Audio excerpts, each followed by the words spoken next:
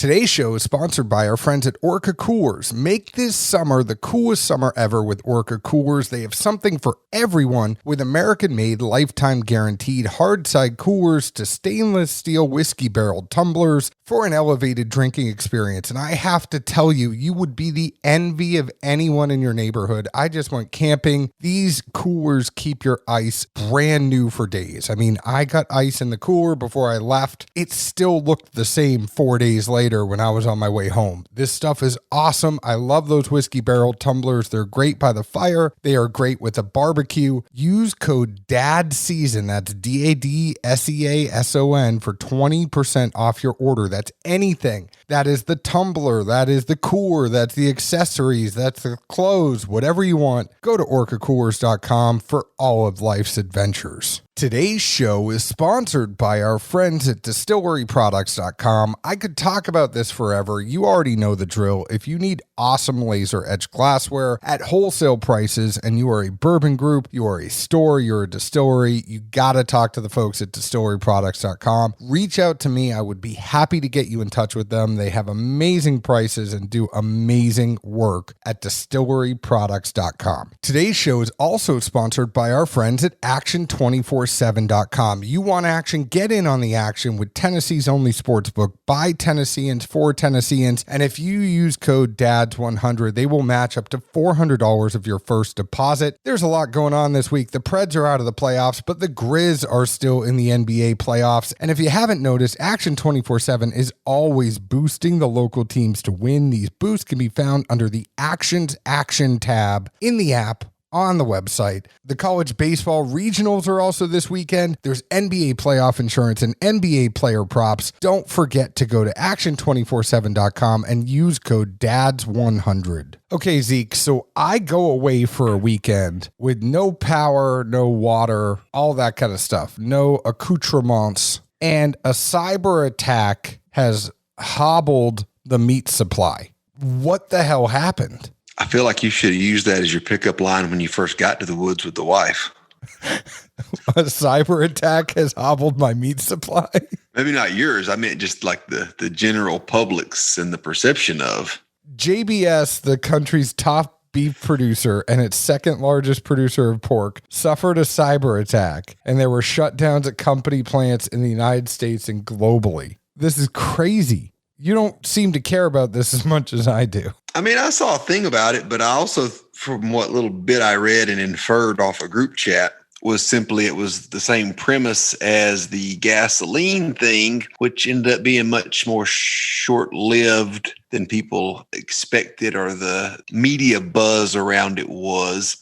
So, it's kind of the old adage of, fool me once, shame on you, fool me twice, shame on me. Well, beef prices were already up 6.1% during the 17 weeks ending May 1st compared to the same stretch the year prior. So beef is already up. I feel like places are going to use this as an opportunity to get some cash back that they might not have had from before. I'm just a little bit scared. I don't want my meat to go up. I mean, inversely, I was thinking you just waited about 3 days too late to, unroll this whole package, for lack of better words. I mean, there's a scarcity, an amazing view, your meat's up. I don't see how this vacation would have ended badly.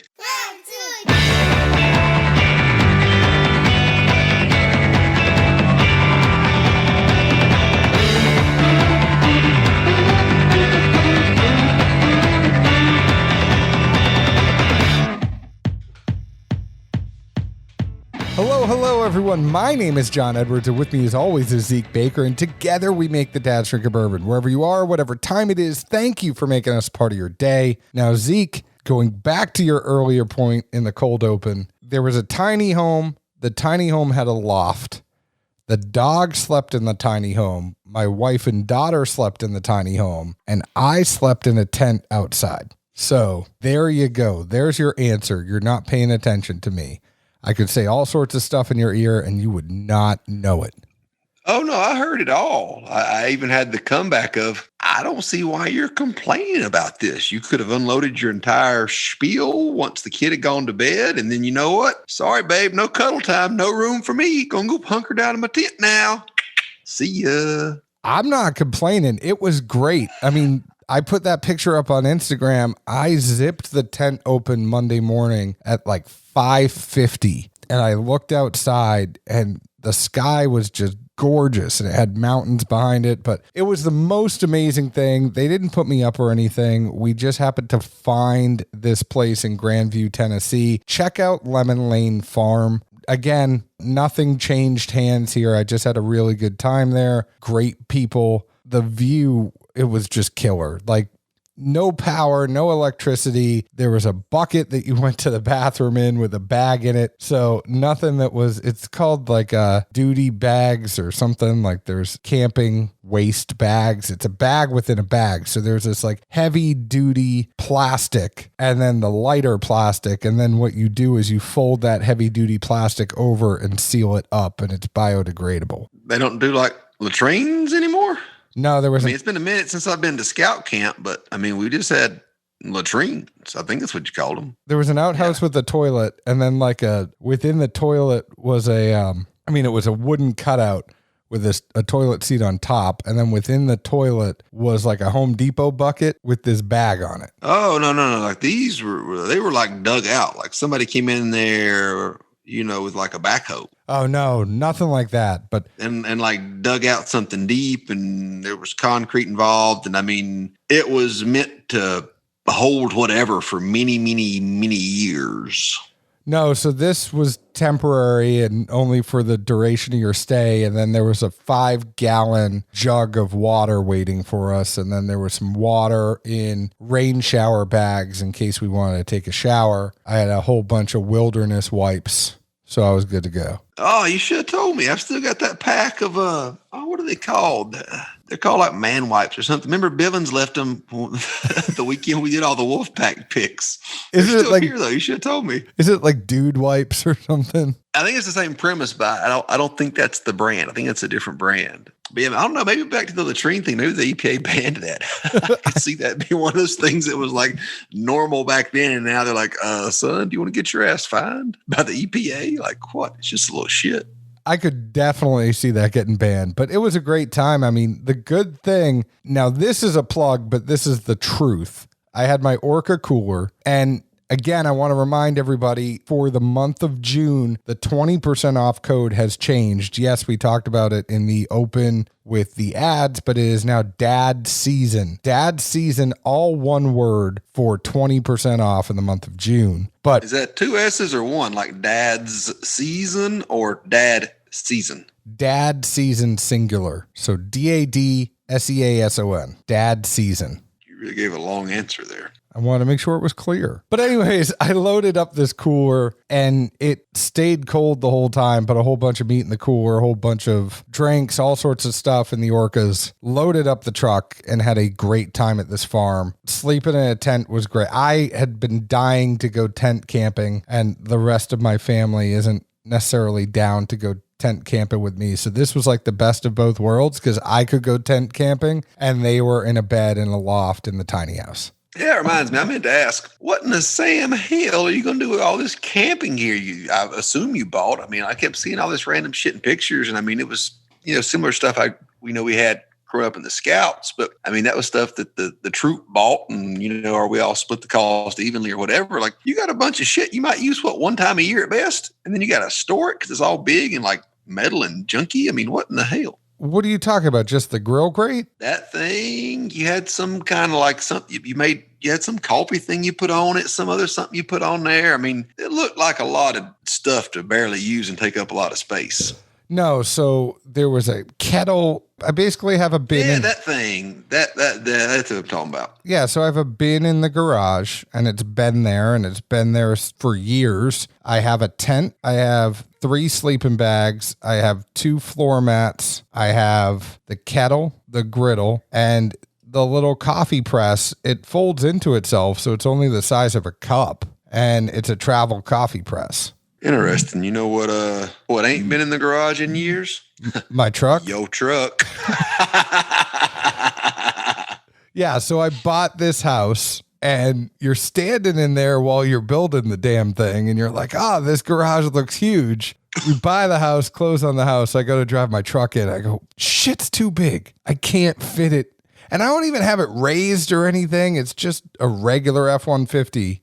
It's way too big for the garage. Well, I was just pointing out all the other stuff you seem to be stored in there as well. So I think you were damned if you do, damned if you don't with the truck size there. No, we're getting rid of all that other stuff. It was That's what I was talking about, all the camping shit. Oh, no. You just rattled off a whole list of stuff. It's in a bin that's on the shelf. It's not taking up any more space than anything else is in there. I mean, you want to find something here, but again, you're stretching. Oh, I was just surprised you had that much. I'm like, man, Everest has got like a bunch of like cast iron looking or metal, at least semi heavy duty, like camping shit to go one time a year or something at most. I love camping. It's also because sometimes I do it in the backyard. I would go more if I could. I really want to get a camper. That's kind of my goal right now. I thought about like getting property someplace. I'd rather just have a camper and go see a whole bunch of different places and just be able to go drive to a campground, park it. Doesn't even need to be like extravagant. You know, you could get ones that have like laundry in there, like they have a washer dryer, all that. I'm like, no, let me rough it a little bit. Just need a bed and a place to make food and I'm good. I mean, I was going to say at least with, I think most campers, you'd be able to use like a normal bathroom and you just have to go empty it out every so often. Oh, 100%. And you get a shower, which the shower is clutch.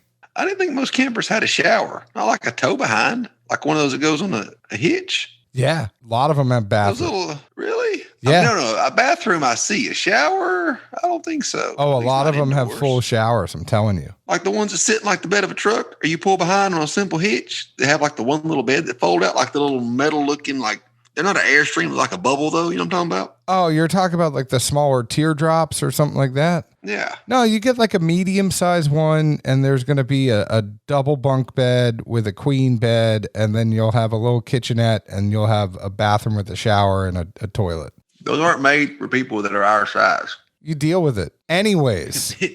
You're going to deal with being stuck, having to get pulled out of there.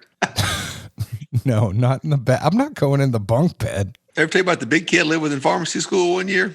No. We had two bathrooms, and one was just a dump, which for that place to be called a dump was a dump. But it also had like this tiny ass shower, and he was a big old boy. I mean, I think his waist size was like 42 when he was on the lean side of things. But we stuck his big ass in this dumpy bathroom because none of us wanted to use it. So everybody's like, how in the hell does he use this shower? I'm like, it's simple. He just takes liquid soap, and after he turns on the water, he sprays on all three sides of the shower, walks in with his arms up, and then just does like a full 270 turn back and forth 3 or 4 times. And then he's so lubed up and he's clean, he can get back out of there. I mean, people would believe this shit too. They'd be like, can we see it? I'm like, you want to see him in the shower? That's totally like something you would perpetuate, and this poor kid now has a reputation of lubing up the shower. I mean, his name was Fat Brad. Where was it going to go from there? Oh, you've talked about Fat Brad before on the show. People, that's a throwback. You haven't talked about Fat Brad in about 6 months, but people that have listened for a while love the Chronicles of Fat Brad. Man, that kid. All right. Well, we have put in a significant amount of BS on this show. We have done our BS quota. Anybody who says they did not get their money's worth, which is nothing because we do not charge our listeners, you got your money's worth today. Let's talk about Frey Ranch whiskey. And this is out of Nevada. And if you go to the website, it says, welcome to Frey Ranch, where the know-how of 165 years of farming and custom state-of-the-art distilling methods blend into every bottle of our sustainable Nevada-born bourbon. In our lush farm oasis nestled in the Lake Tahoe watershed, each of our slow-grown grains are an heirloom and a point of pride, specifically grown for our non-chill filtered 90-proof bourbon. Grown, distilled, matured, and bottled on site, this is a new generation of Frey that is more than a ranch, but a true farm distillery in this 36th state of the USA, raising a whiskey of the land. What was the 36 part? It's the 36th state, Nevada. Oh, okay. I'm like, there's more than 36, I'm pretty sure. So it is farmed and distilled by Colby Frey. This is a 45% ABV, 90 proof mash bill of non-GMO corn, winter cereal rye, winter wheat, and 2-row barley. It is non-chill filtered, straight bourbon aged for 4 years. The MSRP is $49.99. I also want to mention they, in advance of Father's Day, have partnered with Colby Frey's childhood best friend and Tahoe Timber founder, Mike Wilhelm, to create limited edition wallets and whiskey cigar flight trays handcrafted from Frey Ranch bottles. So this partnership was inspired by Colby and Mike growing up in Fallon, Nevada, just east of the Sierra Nevada mountains, and are now both dads themselves. Using Tahoe Timber, they have created a thoughtful product using their like-minded commitment to sustainability. You can find these at TahoeTimber.com. That is TahoeTimber.com. And they sent us some. I will tell you that I am using that wallet. Surprisingly enough, it is a wooden wallet. I was a little worried about having a wooden wallet. I like it a lot. It's got the rubber band, but it's not a rubber band. It's a fabric kind of rubber band thing on the back for your money. And then it's got a place where you could slide in 8 to 10 cards and has a little rubber strap there to keep them in there. And I've really enjoyed the thing. It's not as bulky as my old wallet was. I legitimately have been using this as my wallet for the past week. I don't have any doubts because I certainly never saw any picture or mention of this until now. Well, I did tell you the cigar tray was yours, and I had it in a box of stuff that I'm ready to bring up to you. No, I remember you bringing that up. And that's why I'm like, oh, that's why he randomly was like, hey, you need a cigar thing? Yeah, that was the passive way of you feeling bad about already cherry picking what you wanted out of the box. And then, oh, did you want one of these? We got some. Well, no, I mean, I just figured we got it. Let's split it into two. But if you really want a wallet, I'll buy you a wallet for Father's Day. No, I'm good. I am slowly on the hunt. The one that I've had, I think I've had this thing since 2007. It's finally, I keep thinking it's getting on its last leg, but it keeps fighting the good fight. So I think I'm good for a little while longer. You got to remember, the dogs ate my wallet. So I had been on the hunt for a new one anyway. Well, if you wouldn't have eaten their food, they wouldn't have to eat your wallet. I am not eating their food. They got the puppy blend. I need something with a little more meat in it. I didn't say it was dog food, just that you probably ate what at least old Shifty McGee thought was supposed to be his food.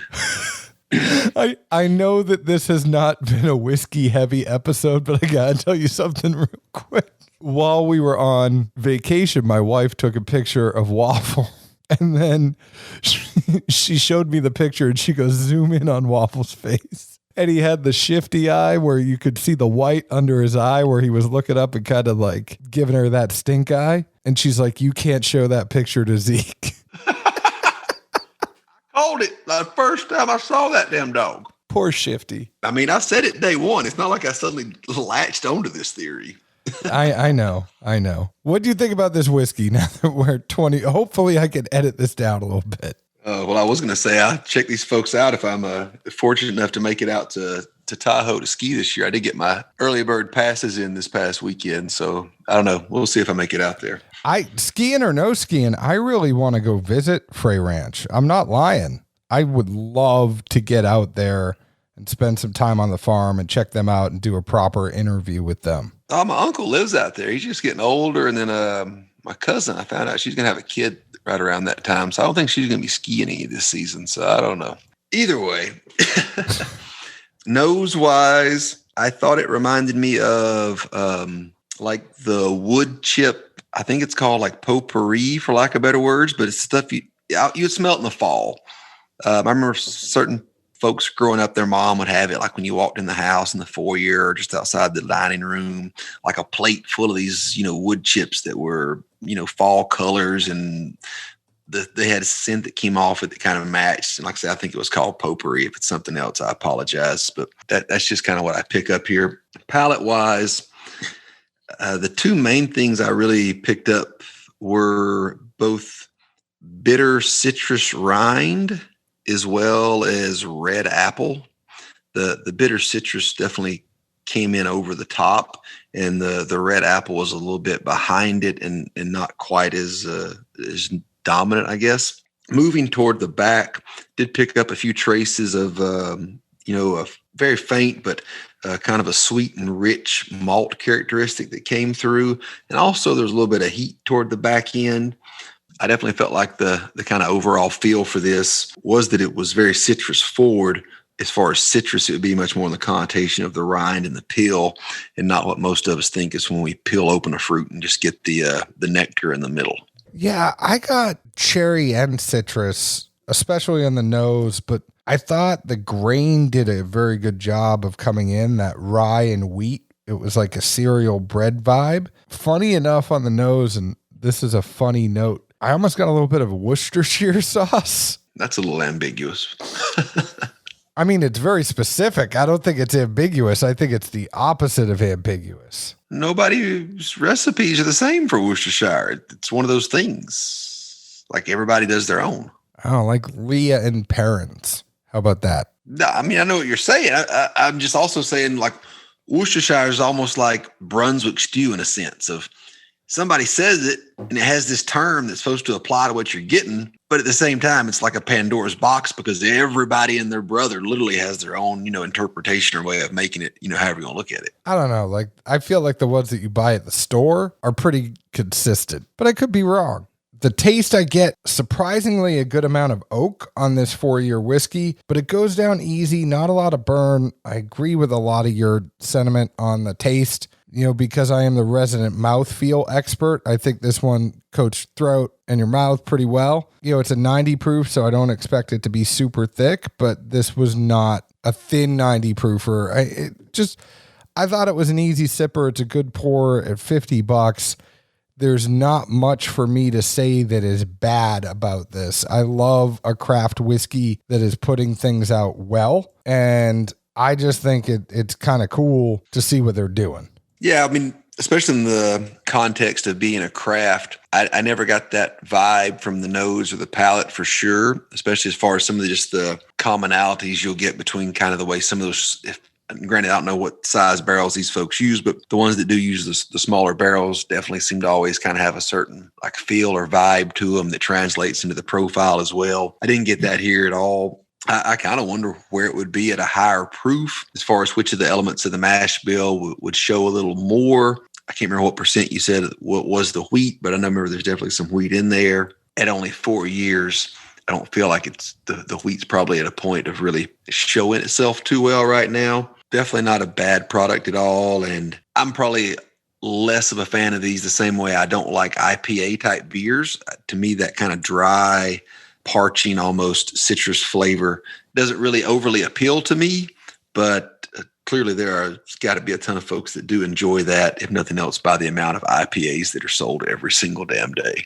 Yeah, but I enjoyed this one. I thought it was really cool, and I just love the farm to glass thing about it. Like that interests me a lot. The fact that they're actually growing the grains there and doing the bottling and doing the distilling and just everything about it. I think it's kind of cool to be self-contained, and I like that they're sustainable. And, obviously if you care about sustainability, normally that's a reason to up the price on it and say that, well, all these sustainable things we do cause the price to be a little bit higher. And for them to put out a solid craft whiskey at 4 years at $50, my hat's off to them. Yeah. I mean, at the 4-year mark, like I say, I think toying around with the proof might reveal some differences in the profile, but definitely is on the right track, and nothing seemed just off-putting or I'd have, nothing would give me reservations on recommending someone to try it. That's for sure. I completely agree with you on messing with the proof. I would love to see what happens when they mess with the proof a little bit more, but we will continue to follow them and figure out what they're doing in the future. I would love to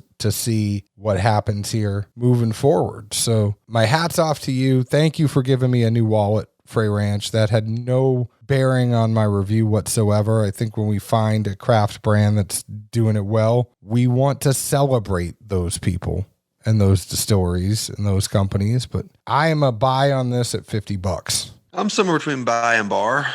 Like I say, I wouldn't have a problem definitely recommending anyone to try it. I don't know if I would necessarily have to make this in addition to my own, but if you can figure out how to get some skis or a snowboard in those big feet of yours, maybe we'll get out there. Find us on Facebook at Dad's Drinking Bourbon, Twitter at Bourbon Dads, Instagram at Dad's Drinking Bourbon. Find us wherever you download your podcast. Chances are you already have because you're listening to us right now. Zeke, where else can the folks find us? Good old Nashville, Tennessee. Cheers. Ciao.